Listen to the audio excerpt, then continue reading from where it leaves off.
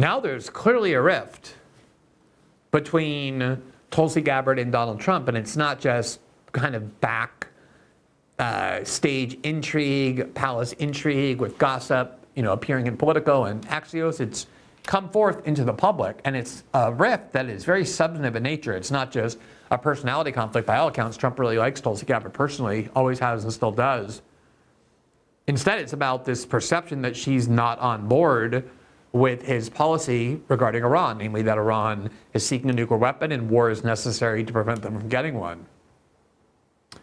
Here from CNN, this is today, this morning, Trump's intel chief Tulsi Gabbard is, quote, off message and out of favor, sources tell CNN. Quote, though she's been among the most visible voices for the president's national security policy, behind the scenes, Tulsi Gabbard has struggled to carve out her own place in the Trump White House.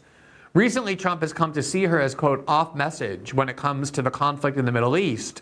According to one senior White House advisor, Trump's terse rebuke of his top intelligence official, and we showed you that several times where he was asked on Air Force One by Caitlin Collins, why are you so sure that Iran was seeking nuclear weapons when your own DNI, Tulsi Gabbard, told the Senate in March that the best intel, the consensus of the intelligence community, was that nothing had changed. They were not seeking nuclear weapons.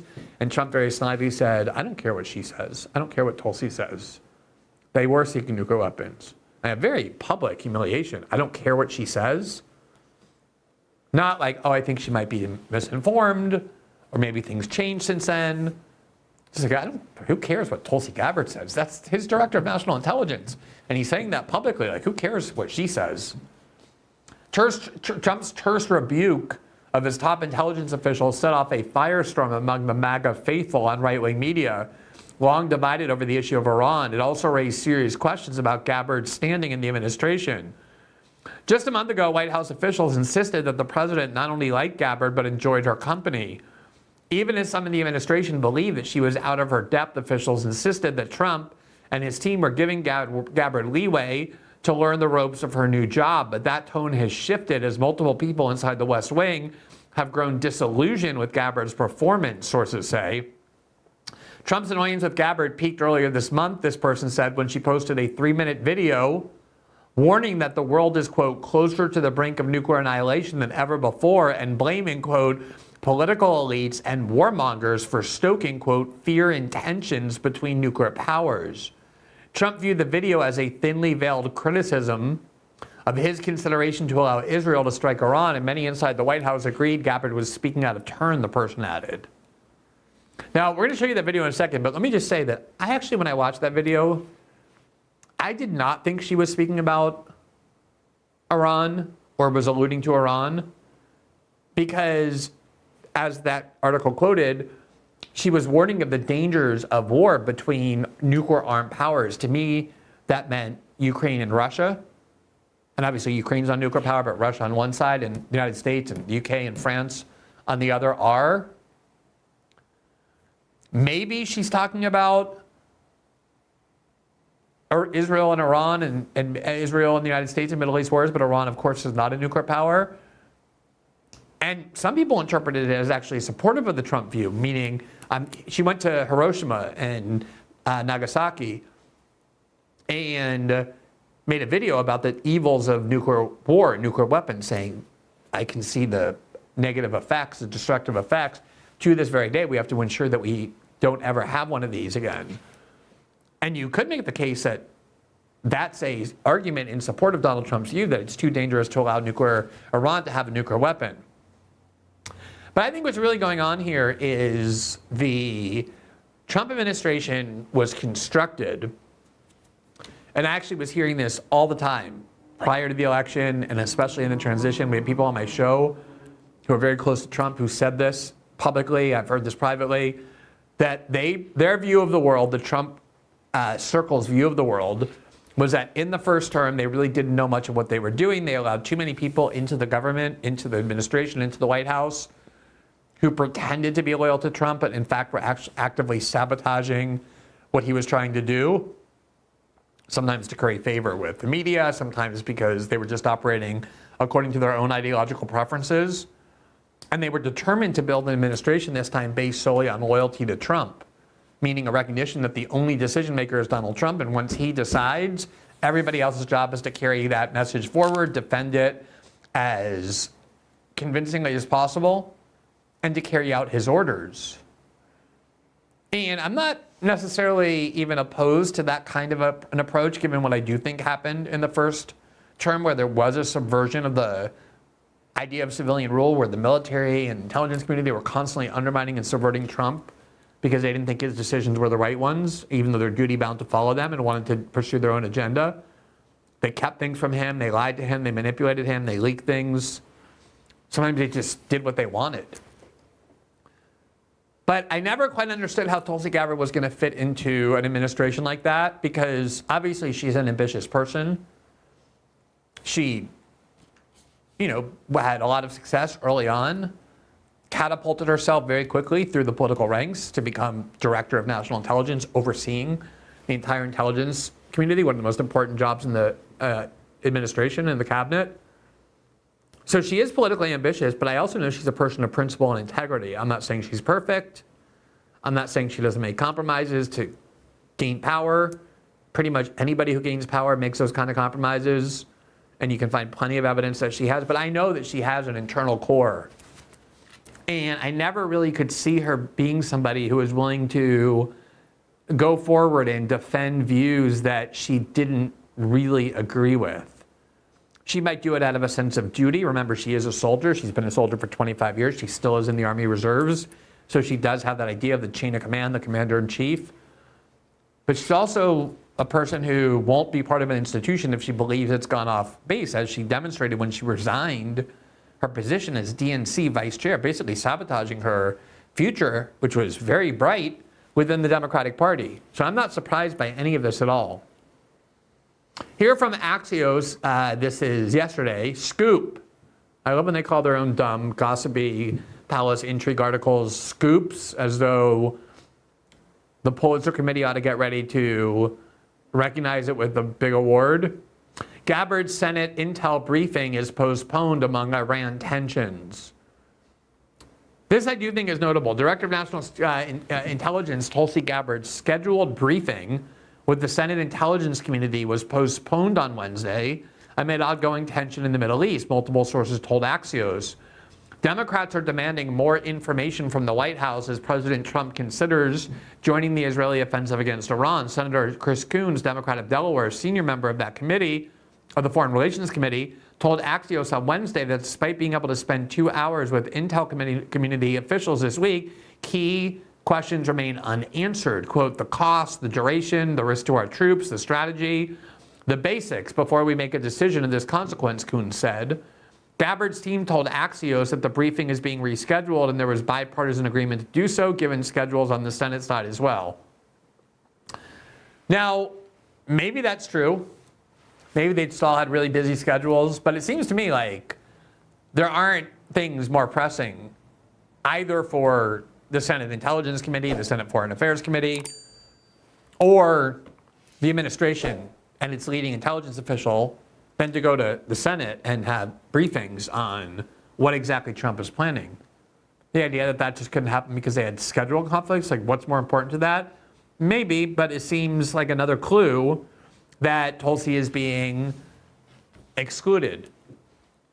Probably the most disturbing clue was one that happened before all this happened, which was before the Israeli attack on Iran, before President Trump made clear that he was advised of it, approved of it, supported it, wanted to make the war his own.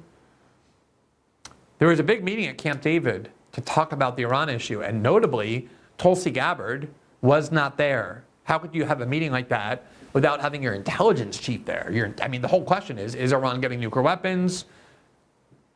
What's going on in Iran? What are they planning? What's Israel planning?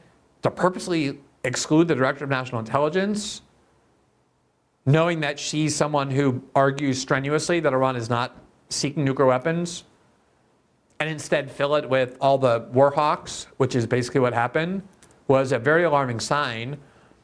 At first, they tried claiming that that too was a schedule conflict, that Tulsi wasn't there, just not because she wasn't invited, but because she just was too busy. I mean, what would a DNI have more important than going to Camp David to have a meeting on the brink of war?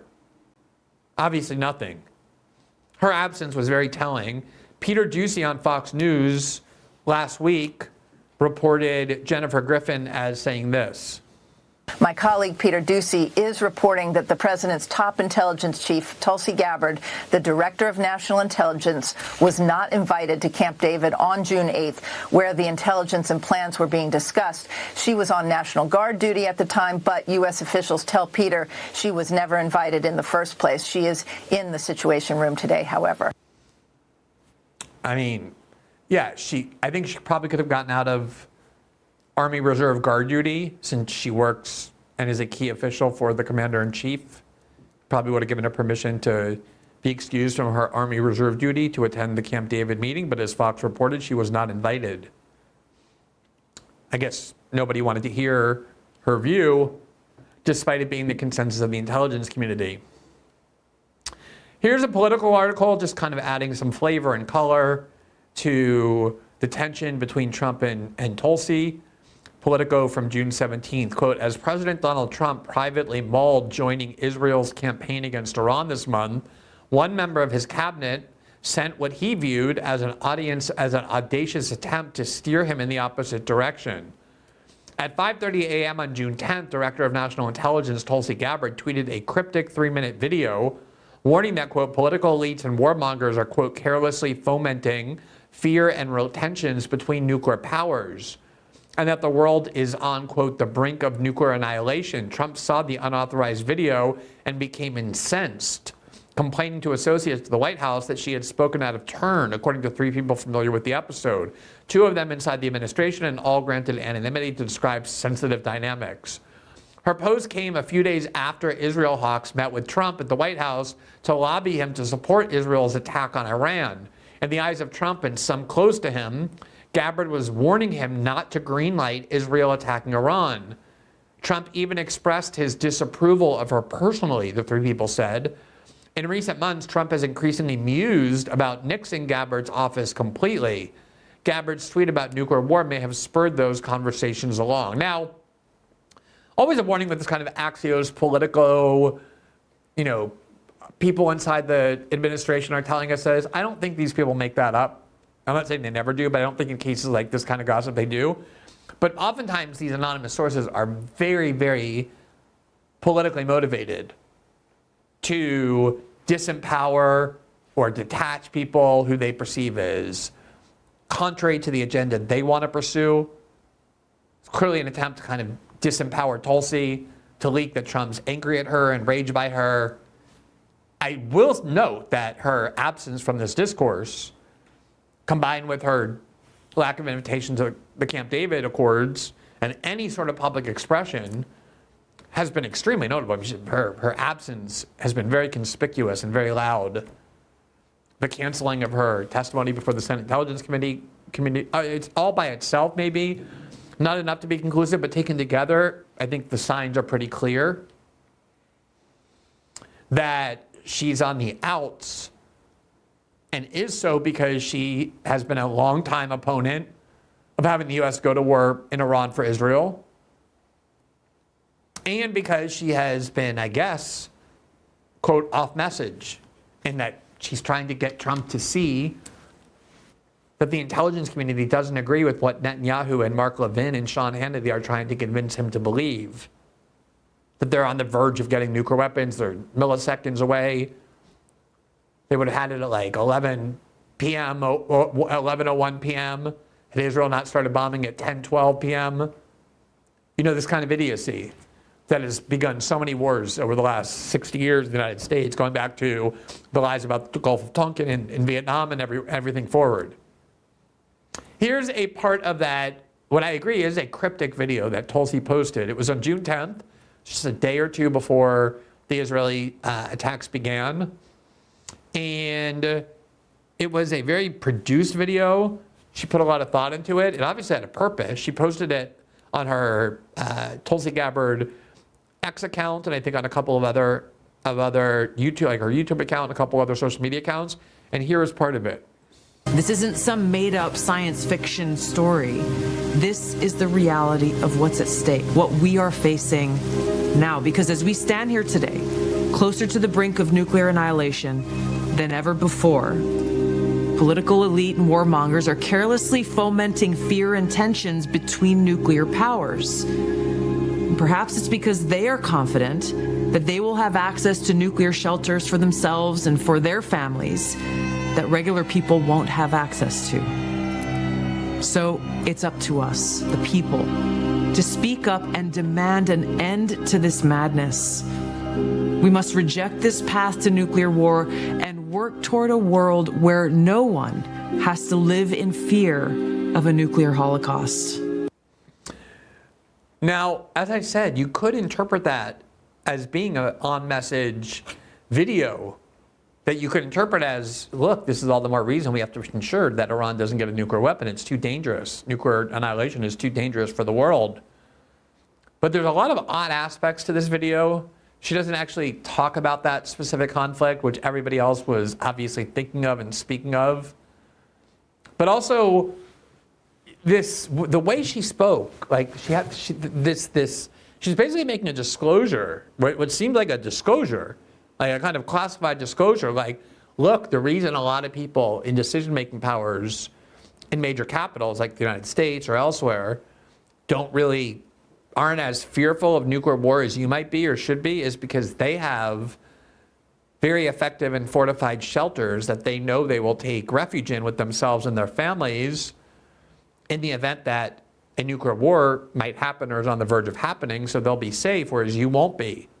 And she said it's kind of up to us, the people, to make sure that doesn't happen. Now, obviously, she's one of the very top officials in the U.S. government. If such shelters exist, and I know they do, I don't know how effective they are, but I'm sure they put a lot of thought into making them as effective as they can be. She's somebody who would be one of the first ones in there. But she made this kind of narrative like she's not one of the national security elites who would get into the shelter. She's part of us, the people, urging us to rise up against these unnamed warmongers and elites who are trying to foment tension between nuclear armed powers. So it definitely wasn't an on-message video, that's for sure. I don't know that it was as off-message as people thought, that this was like a specific attempt to sabotage Trump's position on Iran, though it certainly could have been. I mean, just it kind of came out of nowhere. There was no context to it. She wasn't speaking in her capacity as DNI. She just made this trip to Japan to nuclear weapon sites. I mean, she did it for a reason. But she didn't want to be very explicit about what her warnings were, but I guess she left it to everybody else to try and decipher them, and at least from Trump's view, that was done not to forward or advance his war designs, but potentially to undercut them. And if that were true, that wouldn't surprise me at all, for reasons we're about to show you. Just before we show you some of that, here is the testimony that Tulsi Gabbard gave to the Senate Intelligence Committee less than 3 months ago, on March 25th, 2005, speaking in the public session of the Senate Intelligence Committee when specifically asked whether the intelligence shows that Iran has now changed its mind, that there's an order from the Ayatollah to start acquiring nuclear weapons, developing nuclear weapons. Here's what Tulsi said about that. The IC continues to assess that Iran is not building a nuclear weapon, and Supreme Leader Khamenei has not authorized the nuclear weapons program that he suspended in 2003. The IC continues to monitor closely if Tehran decides to reauthorize its nuclear weapons program.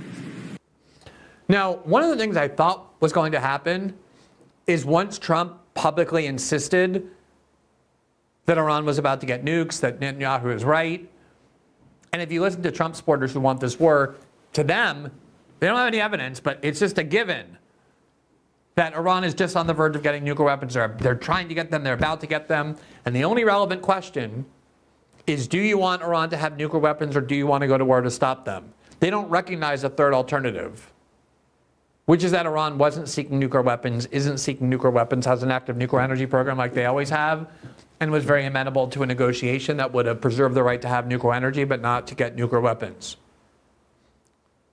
I mean, at least when George Bush and Dick Cheney wanted to go invade Iraq, they had to engage in a major 6-month, complex, multifaceted campaign of government media propaganda to convince the public to support it, to convince them that they had weapons of mass destruction, it was hard to convince the public of that. They sent Colin Powell with all those little test tubes he was holding up with things in them and very grainy satellite maps using his credibility that he had built up over many years to ratify that lie. They used the New York Times.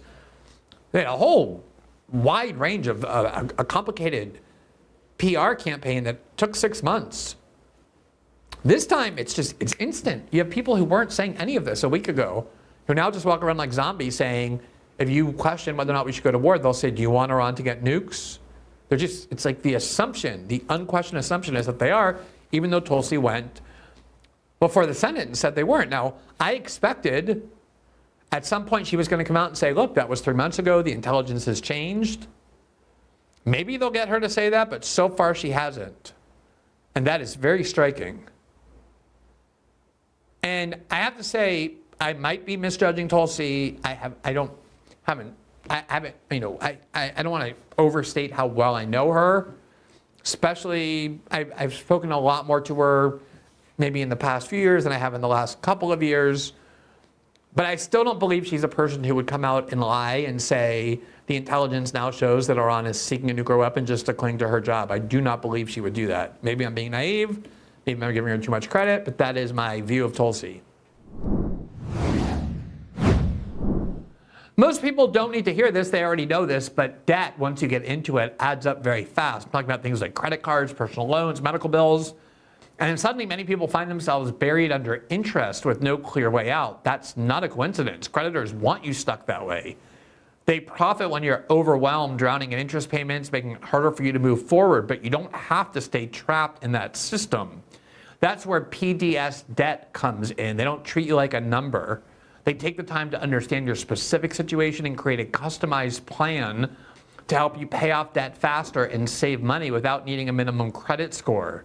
Whether it's credit card debt, collections, personal loans, medical bills, PDS Debt has tailored options to help you take back control. They've helped tens of thousands of people already, which is why they have an A+ rating from the Better Business Bureau and hundreds of 5-star reviews on Google and Trustpilot. You're only 30 seconds away from learning how you could become debt-free. Get your free assessment and find the best option for you right now at pdsdebt.com/Glenn. That's pdsdebt.com/Glenn. pdsdebt.com/Glenn. Thanks for watching this clip from System Update, our live show that airs every Monday through Friday at 7 p.m. Eastern exclusively on Rumble. You can catch the full nightly shows live or view the backlog of episodes for free on our Rumble page. You can also find full episodes the morning after they air across all major podcasting platforms, including Spotify and Apple. All the information you need is linked below. We hope to see you there.